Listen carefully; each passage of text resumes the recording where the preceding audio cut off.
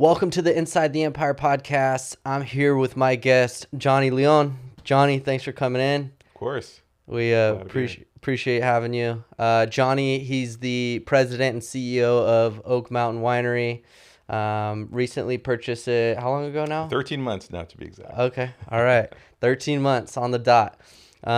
So looking to get inside that empire, get inside the noggin, learn a little more about your business history and kind of walk through.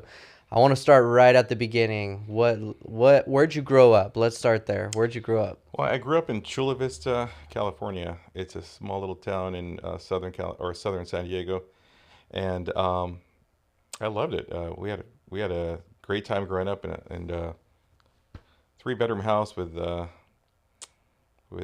six other siblings. Nice. So it was a romper house. Yeah, pretty much. Yeah. Awesome. So grew up in Chula Vista. What did your parents do for work? My dad was both. He was landscaper and also at that time, and then also he was a pastor. So he was doing both at the same time. Oh, nice. Yeah. All right. And then your mom, stay-at-home mom, or? Stay-at-home mom, and then she also worked for a company making tortillas, and then she was also working for Chicken of the Sea, canning tuna. Okay. All right. That was good stuff. Hard labor. Yeah, I'm sure. All right, cool. So let's walk through, when did you get your first job? How old were you? And what was that first job that you ever worked in? First job was a paperboy, Okay. and There's none of those jobs no more. yeah, if you ask kids nowadays, what's a paperboy? They're like, what? Right. No, it was. I wanted so bad just to go to work and do something, and an opportunity came up, and I applied, and I was paperboy, and I lived in some pretty steep hills at that point in Spring Valley, California. I would have to wake up early in the morning, and back then they gave you the paper and then the inserts, so you'd have to put all the inserts in the paper, and they deliver them to you like at 3:30 in the morning. So by 4 o'clock in the morning, I'm like slinging the inserts into the paper, and then if it's raining, you got to put them in plastic bags, and then you put them in this big duffel bag, and then you put that on your bike, and then you go to start to deliver the paper. But if it sounds difficult, it really was, because there was many times where I crashed my bike because it was top heavy, or one side was heavier than the other, and you just put the papers back and you keep going. You made Brush it off and on to the next one. How old were you at that time? Gosh, I think I was 12. Wow. Yeah, and but I learned so much about that, and that working in that job. Everything from customer service, collections, how to negotiate, and then how to interact with people. And I think that's probably the thing that I would learn the most on that job, is just the interaction and building relationships. Right. Yeah. And you had to be disciplined, obviously, to get up at 3:30, be ready by 4, and at that age too, you're exhausted. You're like, huh.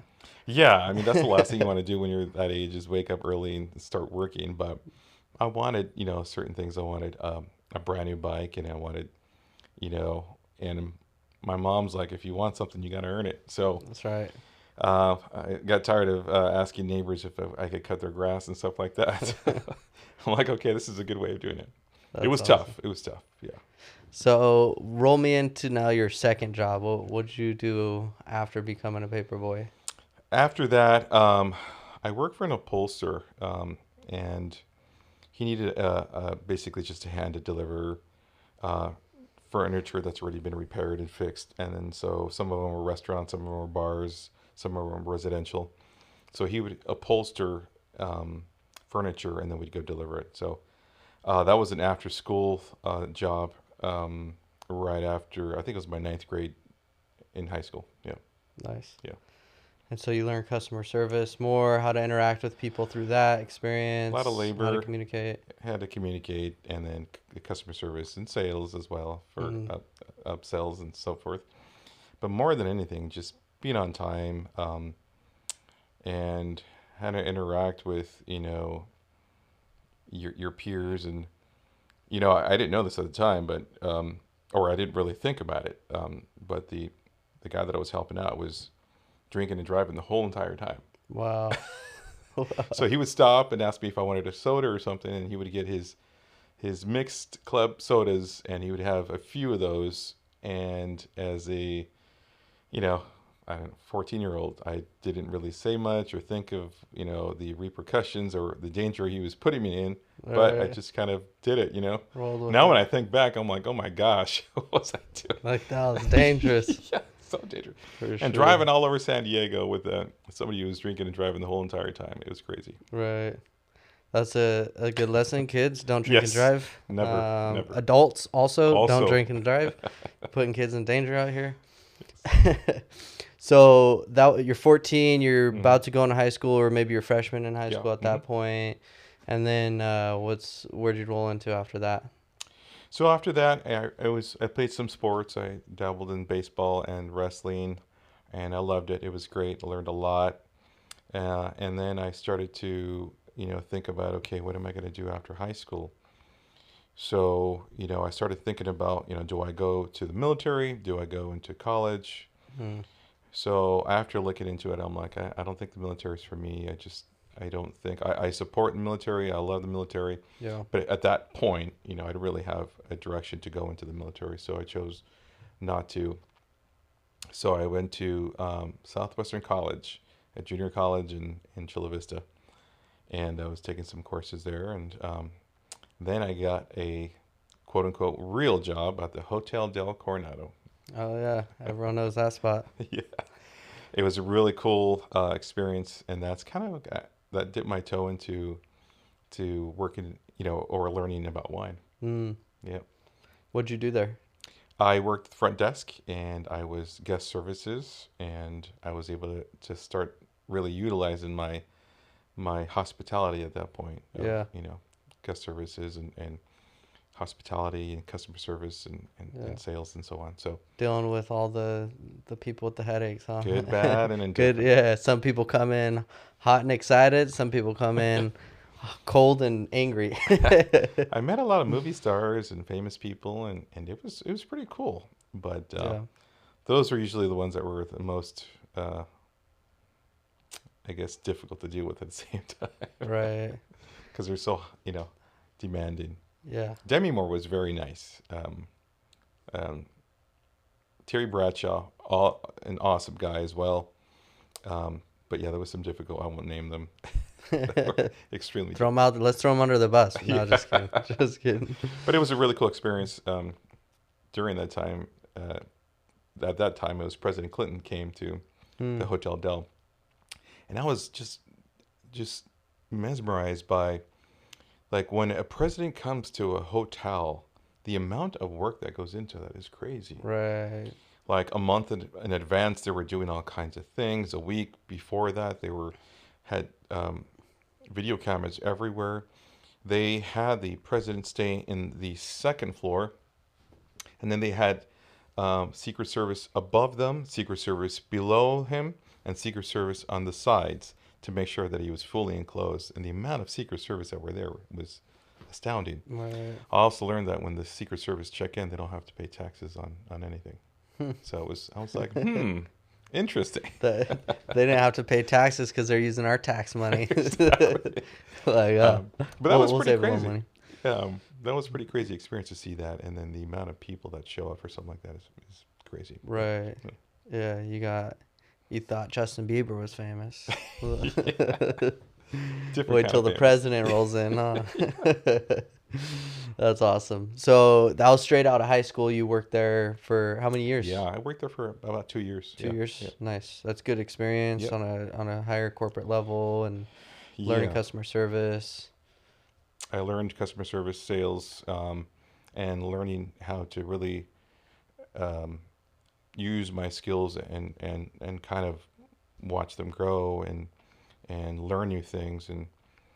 And when you deal with high-end clientele, it's they're pretty demanding. Yeah. So you also learn how to give exceptional customer service. Kind of like that For sure. Disneyland approach. You have to level up. You do. Like it's either level up or you're out of here. You're getting Exactly. replaced.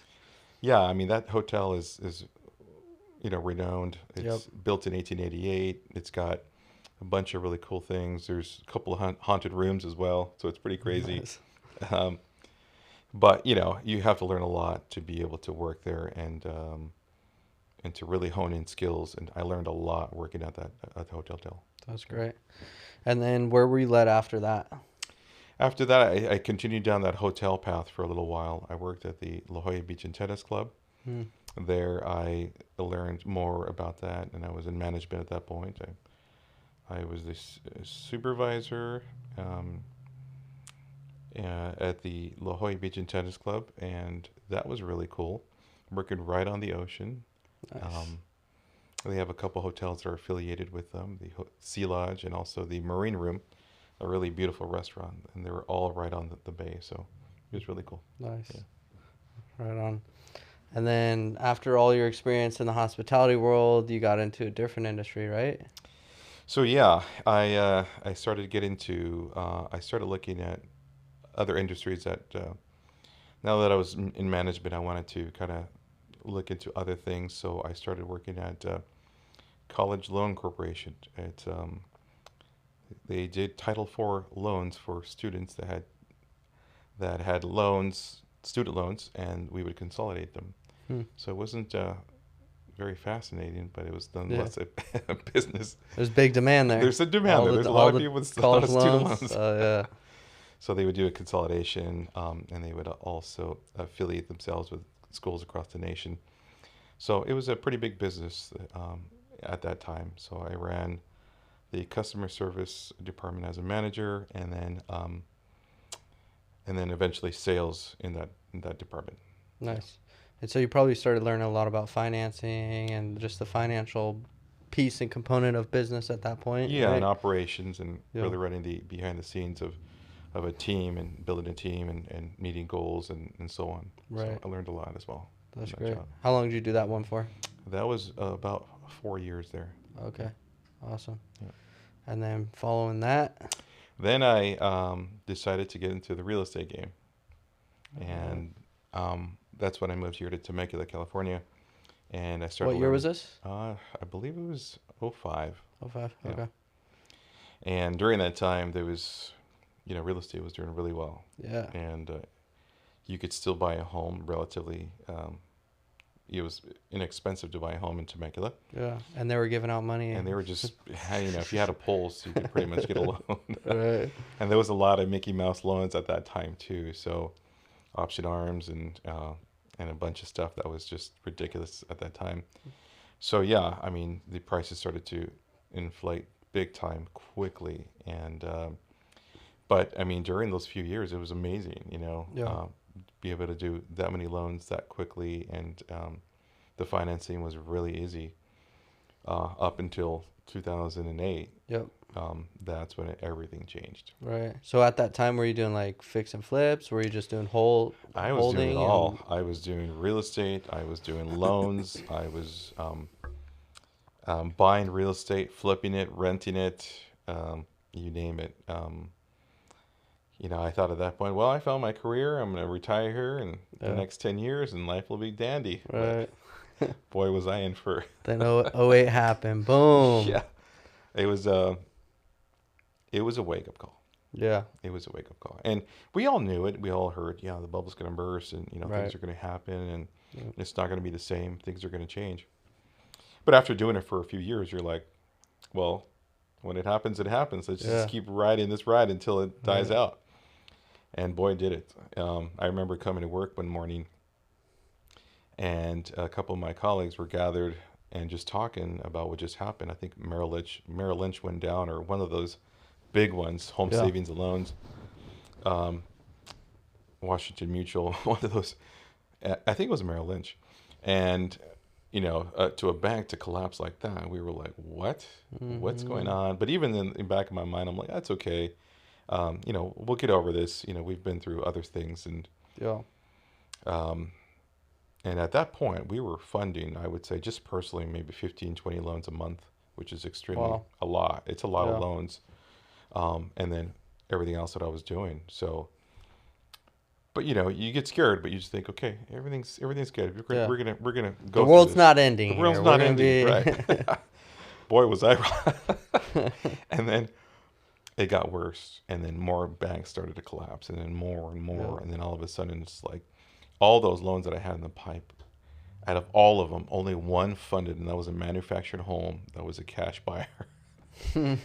And when you expect a certain amount of income, and Yeah. 98% of your income just got slashed, Yeah.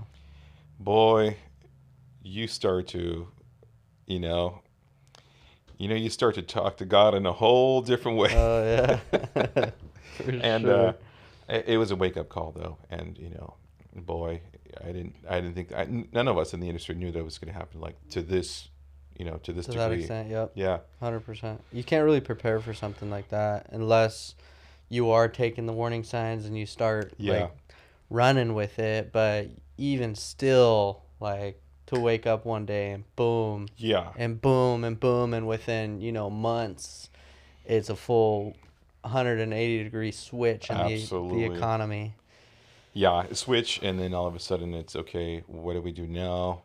And it's not like he's just okay, it's a couple months and then you'll just recover and go back into it. Right. It's not only did my income just vaporize into thin air, Yeah. but everything that was associated with all my eggs were in one basket. Mm. So my It's all real estate. all real estate related, my rentals, my other homes that I was flipping, they were all associated to real estate. So Yeah. now I have renters that don't want to pay. Now I'm in that situation where, okay, God, what do I do? Yeah. I am in such a hole here. And then you come to realization, okay, I need to do something else quickly. And this is when I started to pivot into what I do now, and that's the wine industry. Hmm. So I knew I needed to do something else. I got a part-time job with my buddy as a working in the ambulance service as a regional director of sales, getting contracts with the government and administrative offices to get contracts for ambulance service, You're which like, was great. this I is was grateful. recession proof right here. Exactly, People are still gonna need ambulance. that, but again, that only replaces maybe 15-20% of my income. Right. Right. So, and then, so after a lot of soul searching and figuring out, okay, I started to lose real estate. I was losing properties left and right. Um, I lost it all. Mm. And it's like, okay, where do I go from here? And then I just remembered that, you know what? I mean, things happen for a reason, and I have to keep going forward. Right. So I decided to, I'm going to do something I honestly love. And when I'm working at the Hotel Del, working at the hotels, I got to learn and understand wine on a whole nother level. And I became a sommelier. I really wanted to hone my skills in, and I said, okay, it's now or never.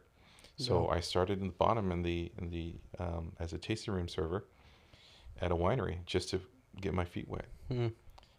simultaneously working with my buddy in the ambulance world. And I started to learn, and I knew, just like I did in real estate, look, when you're backed up in the corner and you have to pay your bills, and you can't turn to your kids and say, I'm sorry guys, Yeah. we're We're not eating. we're not eating today. You, Yeah. you can't do that, Yep. So you put yourself in a situation where, like, man, it's go time. You roll up your sleeves and say, God, please help me. Here I go. And when you're in that position, you'd be surprised what you can accomplish. Mm. When we True. get comfortable and we put it in Yeah. neutral, it's you kind of just coast through things. But when you're having to do something like that, so there was no like, okay, let me see how I do here. It's like, I'm going to make this succeed. Yeah. Total mentality shift, right? Absolutely. You're like, I was choosing to do this, and now it's like, it's still a choice because I am gonna make it work, but also I have to do this. Like, there's no other option. I got to make sure I'm providing for my family, and I'm moving forward and moving past this. And when you come from a place like that too, and I've seen it even in my own life, in my career, where you're making a lot of money, everything's going good, you're not even really like relying so much on God, right? It's Right. more of like, hey, I'm doing the thing, Right. right? We think. Yeah. And then you get to a point where total 180 and there's a shift there. Well, there's mentality shift that comes with it too, Yeah. you know, and it's sometimes it's that fight or flight Mm-hmm. where it's like, oh, I have to make this work. Like, and you turn on, it becomes an instinct, right? Yeah. Especially as a father. Yeah. Yeah. It's I mean, that's great. That's a great story. That is a great story because not a lot of people have heard those stories, especially like the younger generation. You know, they don't really know what happened in '08. Mm-hmm. They didn't really experience any of that. So it's always great to hear, you know, stories of, you know, the turnaround. So let's keep jumping into it. Yeah. So you're working in the tasting room, Okay. and then what, you're working your way up. Yeah. So, there was other people in the industry that were, more advanced in the knowledge of wine and more versed in the terminology and so on. And they've been doing it for years, where I was just the rook, right?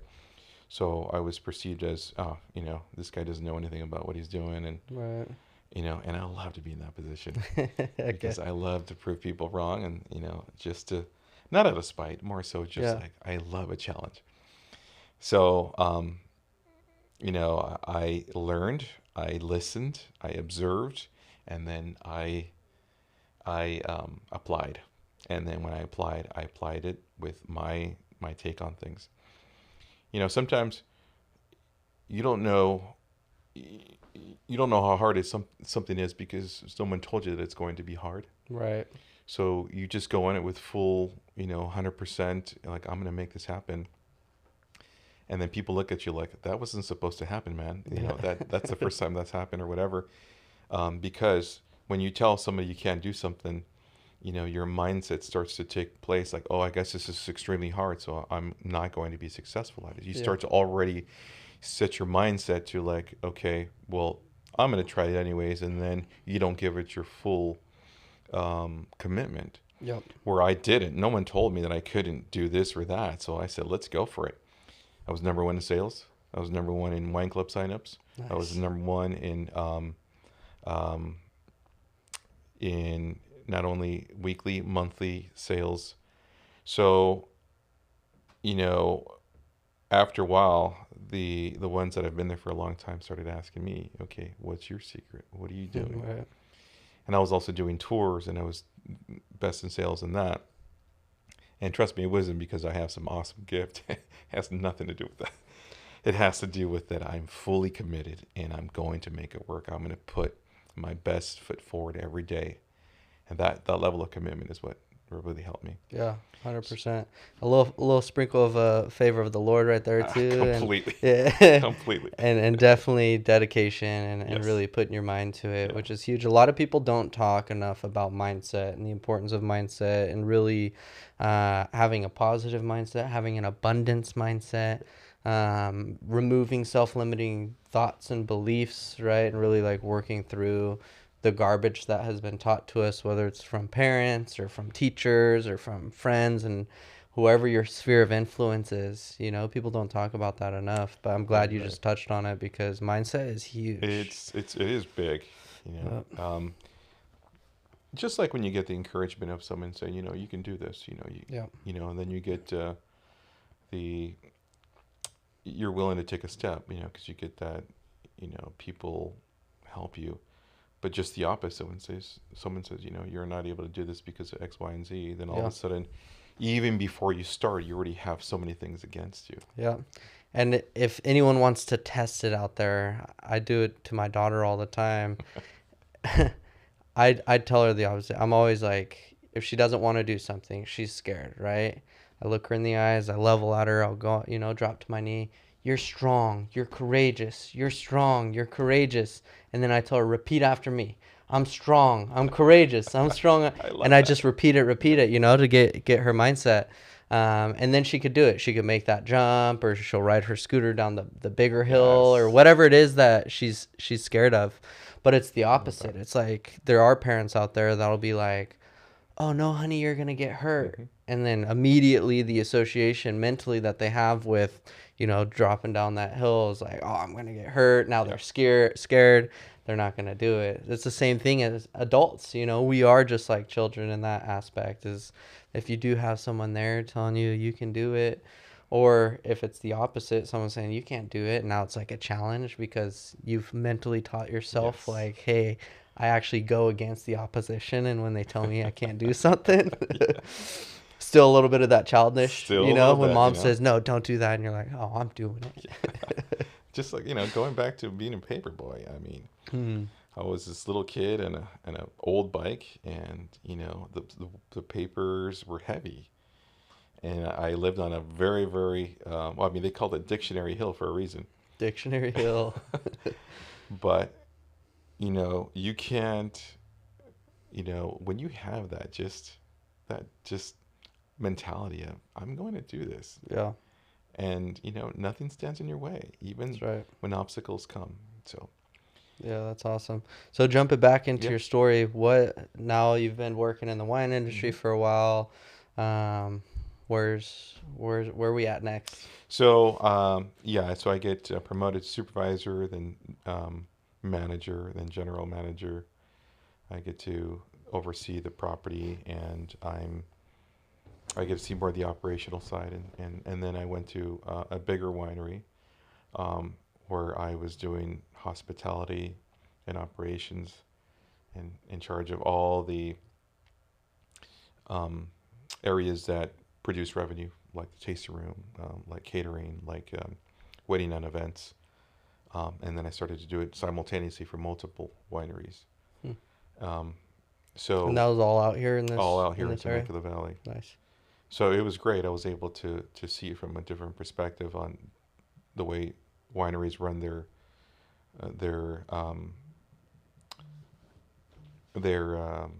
clubs and the wine clubs, the tasting rooms, the way they generate income, and the power behind the wine club departments. Yeah. But yeah, and to be able to see it from multiple wineries simultaneously it was pretty cool. For sure. Yeah. You got to see the ones that work, the ones that don't work, the owners that want to do it their way and it's not the right way. Oh, yeah, a lot of that. A lot of that. Sometimes, people ask for help, but then they don't take the advice to make it better. So I saw that a lot in a lot of wineries. It's hard, especially like as a business owner. Like I brought in my CMO here at the agency, and she has 20 years of marketing experience, worked for one of the largest marketing firms, international marketing firms based out of New York. And she came in and she's like, Kyle, are you going to let me do everything that I want to do? And I just told her, I said, I've seen a lot of business owners not allow their top players call the plays. I brought you in to call plays and call the shots. Yeah. So it's like, if I fully disagree with you on something, like I'll let you know, and then we can, conversate and figure out like what's the best approach. But other than that, you're full game. You call the shots. Awesome. I brought you in to run and control this operation. So you do it. And she's done a great job. And like, had I not let her do a lot of the things that she's wanted to do, we wouldn't be where we are today. Yeah. And I see it with the businesses all the time where they bring in these like super talented individuals that have a ton of experience and can really catapult the business, but they never let them run and operate at the level that they can run and operate because they still want to be in control of things, and they never hit that potential. I've seen it over and over, and unfortunately you see a lot of that just because it's more of a control thing than it is. Right. You hire the right person, but you're not allowing them to do what they're best at. So it's like having a Ferrari and put it in the garage and not using it. Right. You got to floor that baby sometimes. 100%. 100%. So what now, give us the story. How'd you get to where you are today? So I was working with a few wineries here in Temecula. I learned pretty much everything about the industry. And I started to think, okay, I helped many people for many years live out their dream. You know, I knew at that point that I wanted to have a winery.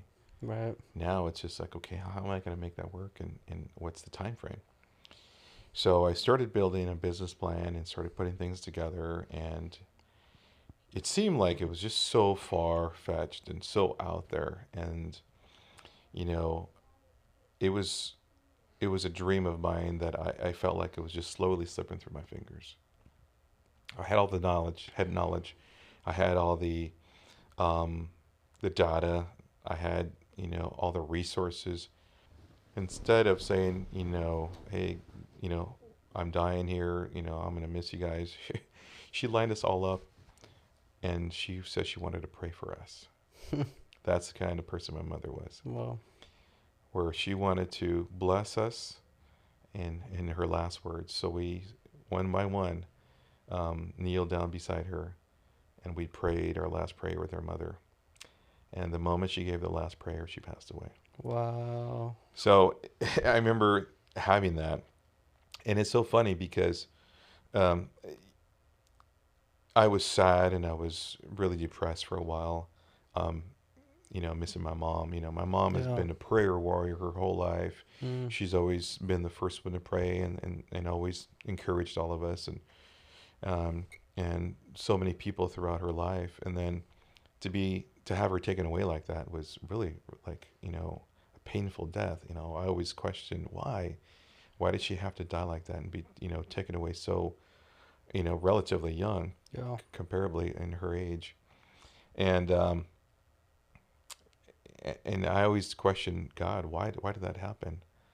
Um, but obviously down the line, I didn't really just um, I didn't really like cry hard and so forth. It didn't happen until a couple months later, where I was just doing something randomly, and all of a sudden it came to me just like a flood, and I just cried and cried and cried, and it was just like a huge release.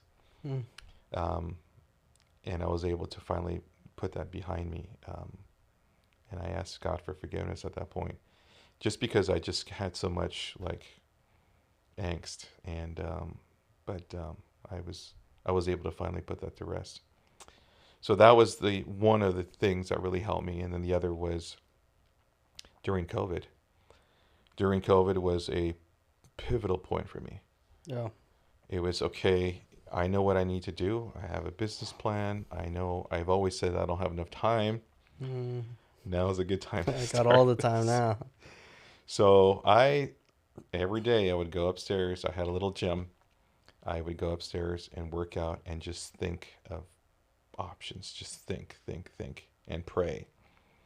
And I came up with, finished my business plan, and I say, I'm not going to squander, like my mom say, don't squander the opportunity. Mm. I'm not going to squander any longer. I'm going to fulfill this.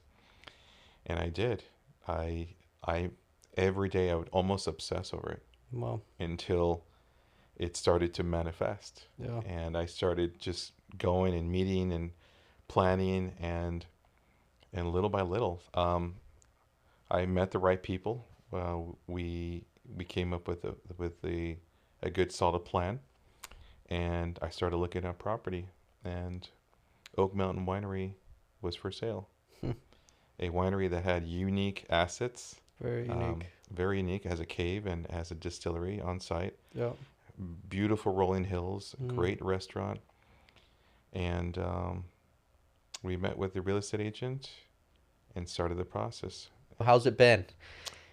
You know, it's been a combination of amazing, difficult, um, uh, aggravating, eye-opening, and um, accomplished. I just felt so accomplished because of everything that's happened. But Yeah. it's been a long journey. It's been days where it's been extremely difficult, Right. but I am so grateful to God that everything took place. And I'm in the position that I am now.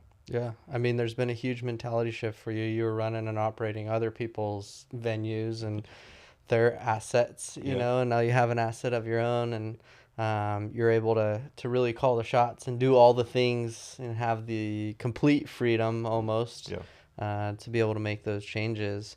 How does that feel now that you're the owner and you're getting to make higher level decisions within the business? You know, it's great to be able to have nothing stop you and being in your way about what you where you want to take this and the business plan and where you you know where I see it, you know, 5 years from now. Yeah. There's nothing stopping you. At the same time, you're using your own money and my partner's monies to make that happen. So it's at the same time there's a lot of responsibility that comes with it. So Yeah. before, you know, if something didn't happen, it wasn't really, you know, something that I was financially responsible for. Where now I'm completely responsible for every dollar. Yeah, for sure. A little bit more pressure, but I wouldn't have it any other way. This Right. is exactly what I wanted. Yeah, Yeah. that's awesome. What are your goals? We have a lot of local viewers that listen. So, what are your Awesome. goals for the winery? What do you see in 5 years? What's your vision for Oak Mountain? Expansion for sure. I do plan to expand the distillery as well as our restaurant, and I really want to bring, you know, and we've already started this last year. We've done a great job of upscaling it from just a casual dining place to more of an upscale. Yeah, you can go to Oak Mountain Winery and get a great sandwich, Yeah. but also you can get a prime filet mignon now, Yeah. or a, you know, porterhouse steak, Mm. or you can get a completely amazing salmon, and some amazing desserts. So that, as well as continually building, um, for years to come, great wine and Yeah. buying new French oak barrels and investing in that as well. So Right. no cutting corners with me. I want to make sure that everything we produce on a high end scale, Yeah. because we really want to be known as the winery that produces excellent wine in Temecula Valley. Right. Yeah. Yeah, that paired with a great restaurant, you can't go wrong right there. Completely. Especially too, because there are a lot that have become very commercialized and they Yeah. stop caring about their wine as much and more Mm. just about the profits, Yeah. right? Which, yeah, profitability is an important Sure. piece of a business Mhm. for sure. Yeah. But this is a unique industry where, like, if you're selling wine, you can't be selling garbage, No. out here Yeah. when we're trying to, make a name for ourselves and we're competing against, the Napas and Sure. Sonomas and, Yeah. these French and Spanish wines and all these Completely. other. Yeah. You know, Temecula Valley has a reputation, and it hasn't always been the best. Hmm. It always been that, you know, wine that produces wine, but, you know, they cut corners or they do this or that. Oh, Now it's its own wine region, right, you know, and, you know, our climate helps us produce some of the best wine in the world. right. So, you know, I'm glad to be part of that, because the next vintages that we're going to roll out are going to be amazing. That's Yeah. exciting. Yeah. No, I'm super blessed. I live out there in wine country, so we get to pass by the wineries every single day. And it's like, where else would you want to live other than maybe the beach or in the jungle in Costa Rica? It's a pretty That's, cool region, man. yeah, It's that's nice. that's it. The hot air balloons. There's Yeah. always activities, concerts every Concerts, weekend. events. Bringing in really good talent. Every venue's doing something different. There's a different experience across all of the different wineries. Yeah. Fun fact: it was me, my grandma, and then my sister. The very first time we came out to the wineries, we actually went to Oak Mountain Winery. Wow. And I walked in, I was like, I don't even know what we're doing. Like, I didn't know nothing. I've never been wine tasting or Yeah. anything. So you walk in and you're like, yeah, I don't know like what to expect right Sure. now. Not sure. But to see, the growth and everything that you're doing there and like the vision that you have for it's extremely exciting. Yes. And I mean, you got a great venue. That place is phenomenal. The Thank you. restaurant, the food's good. I'm sure you'll continue to bring in some top chefs and some high quality people back there in the kitchen to make it all happen. Winemakers, all of Yes. it. Concerts. A lot of big events. I'm huge in concerts and music. And I'm a foodie. I love good food. Yeah. And I eat a lot of dessert. Heck yeah. Love I'm with you on that. But yeah, I mean, when people go, they're gonna, the cool thing about Oak Mountain is, the previous owners did a great job of building it to where it was, Mm. and I'm gonna take it to another level. So that heritage is still there, but now you're gonna be able to see a lot new things as well. Great food, great wine, great entertainment, and what I love about not only about Oak Mountain but also Temecula Valley is it's not pretentious at all. Right. Somewhere you can go and bring the whole entire family and have a great time. Yeah. And that's what it's all about. I 100%. want everybody that go there to feel like, whether it's your first day drinking wine or you're a advanced sommelier, you're going to have a good time there. For sure. Yeah. And that's what it's all about. And that's why I do love Temecula. It's Yeah. not like, oh, only the high class No. Gucci and, like. No, bring your jeans and overalls and come on out. Yeah, exactly. The only one requirement, just when you come out, just have a good time. That's it. Love it. Yeah. Love it. Right on. Well, where can we find you? Where can we support you? Online, obviously, we could come by the winery. Where can we find you online, though? So our address at the winery is 36522 Villa Verde. We're off in Temecula. We're off the De Portola Wine Trail. The There's OGs. some excellent, yeah, we have some great wineries on our trail. And Yep. you guys, please definitely support, come out and check us out, along with our other wineries. There's some great wineries on that road. So I'm doing that. I'm there pretty much 80% of my time is there, and I'm trying to take more time off here and there to spend with my family now. Awesome. Good stuff. Yeah. Make sure to follow them on social media as well. Oak Mountain Winery, Instagram, Facebook, all the platforms. And make sure to show them some love. Please. Go try the wine, try the food. It's a great spot. Johnny, appreciate you coming in. Thanks for sharing your story. Thank you so much. Appreciate you. It was a pleasure having you. Likewise. Thank you. Thank you guys for tuning in the Thank you. Inside the Empire podcast. We'll see you on the next episode.